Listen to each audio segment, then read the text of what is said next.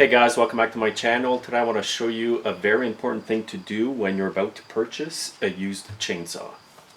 Now there's a whole bunch of things you should be checking before you buy a used chainsaw, but today I want to focus in on one specific thing you should really check because it's the most crucial part to the functioning of your chainsaw.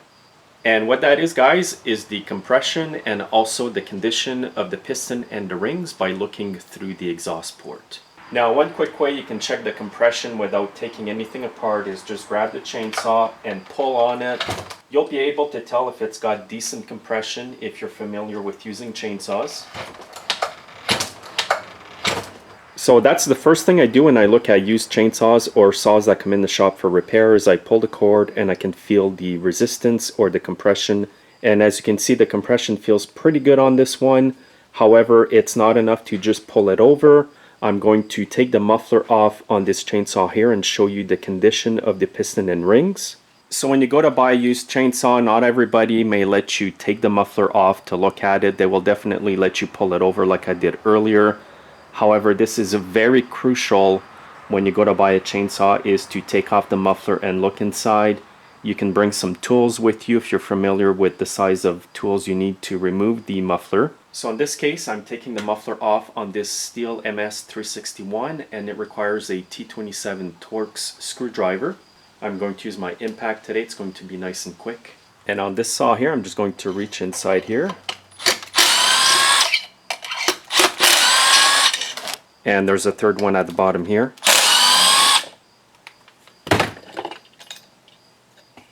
I'm just about to show you the condition of the piston and rings in there, but as you saw at the beginning of the video, the compression seemed quite good, so you might be shocked as to what you're going to see inside there. So I'm going to zoom right in there and look at all the scoring on that piston. I wouldn't have believed it because the compression feels so good on this chainsaw. And that's a lot of scoring in there. I've got the decompressor depressed, that's why you hear some puffs of air there. And here's another view.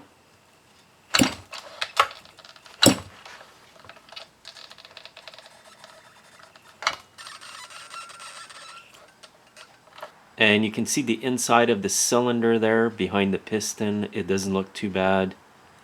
However, you can get scoring on the back of the piston as well. So make sure to look inside the cylinder as well when you do take the muffler off to look inside.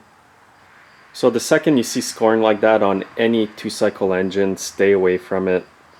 Unless you're buying it just for parts, I would not buy or pay full price for a used saw like that. This saw does start up, but as soon as it warms up, it does not run properly.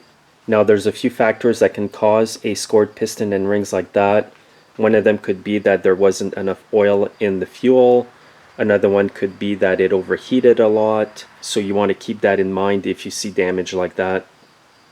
Now what I've got in my hand here is a good piston and rings. It's got no scoring whatsoever, it's nice and smooth.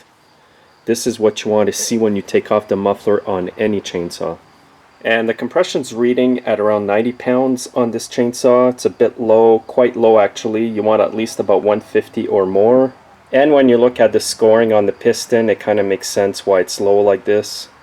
And I'm even surprised that it starts, and that's what can be deceiving for people, is they might go to buy a used saw, they pull it over, it feels good, it starts, it runs good, they stop it almost immediately.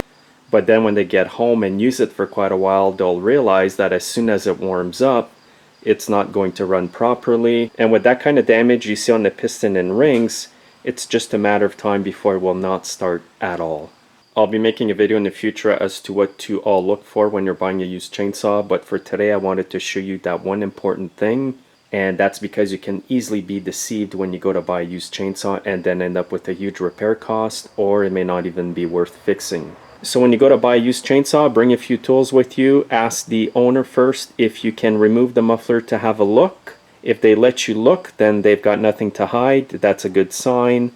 And then you can see for yourself. Also, when you look inside, you want to look at the back end of the cylinder on the intake side to make sure it's not all scored up as well.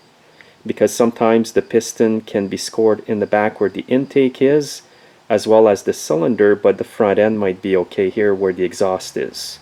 When you have scoring like this, what happens is the saw will never run like new again because it's leaking air, it's losing pressure, and it will just gradually get worse. So just be cautious, guys, buying used chainsaws. If you can afford a new one, go for a new one, unless the used one is in really good condition.